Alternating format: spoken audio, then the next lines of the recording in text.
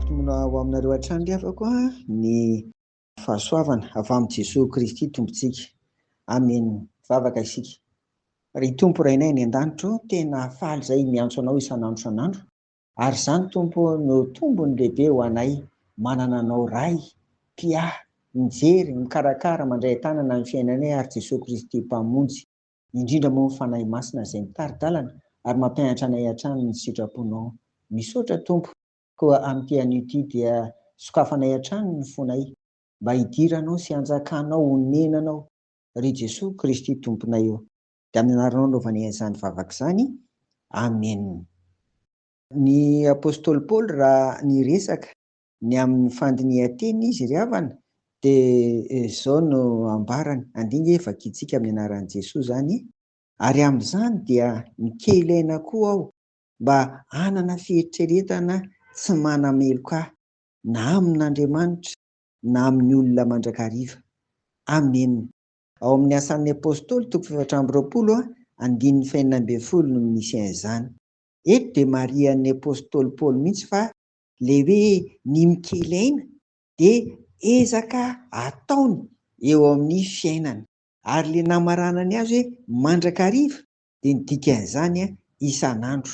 Izany hoe isan'andro izany ny apôstôly Paoly dia ny ao an-tsainy dia izao: hanana fieritreretana madio sy tsy misy tsiny eo anatrehan'Andriamanitra ilay tsy hitan'ny masontsika fa inoana nefa, ary inoana amin'ny finoana tanteraka, sy eo anatrehan'ny olona hita maso, ireo indray ilay miara-monina amintsika. Manoloana an'ireo izany dia Andriamanitra any amin'ny toerana, any amin'ny seza fiandrianana, any ambony any, ary ny olona izay manatrika isan'andro dia niezaka ataon'i Paoly dia izao: manana fieritreretana madio sy tsy misy tsiny ary tsy manameloka azy izany.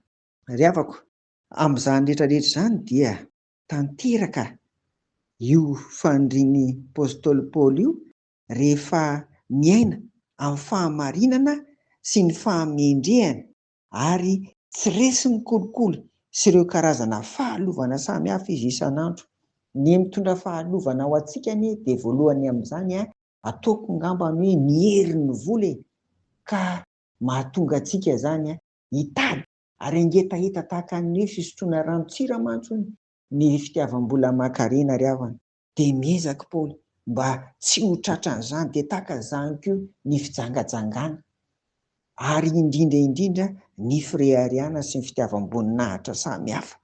Izany ilay kolikoly, izany ilay fahalovana, izany rehetrarehetra izany iambenan'ny apôstôly Paoly isan'andro mba hanana ny fieritreretana madio, tsy misy tsiny ary tsy manameloka azy eo anatrehan'Andriamanitra sy Jesosy Kristy, ary eo anatrehan'ny olona izay miara-monina aminy. Izany koa ny ry havana, izany fieritreretana madio izany, izany fieritreretana madio izany no mitondra fiadanam-po koa, mitondra fiadanam-po amin'ny mampanahy amin'ny fiainantsika isan'andro. Dia tanteraka ilay ohabolam-bazaha ve sa fomba fitenin'ny zareo hoe une bonne conscience est un doux oreiller.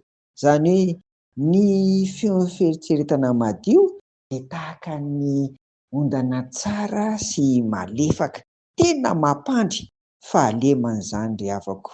Noho izany dia ny firarian-tsoa dia izao: samy ary manana fieritreretana madio, tsy manameloka azy eo anatrehan'Andriamanitra sy eo anatrehan'ny olona isika isan'andro. Amen. Andao hivavaka ary. Ry Tompo Rainay ny an-danitro, mba te hanatra ny apôstôly Paoly koa izahay, hanana fieritreretana madio, tsy misy tsiny, ary indrindra tsy manameloka anay eo anatrehanao sy eo anatrehan'ny olona. Ko ny fanahinao masina ny asa ty anatinay hatanteraka an'izany amin'ny anaran'i Jesosy. Amen. Ho aminareo ny fiadanan'i Jesosy ry havako. Amen.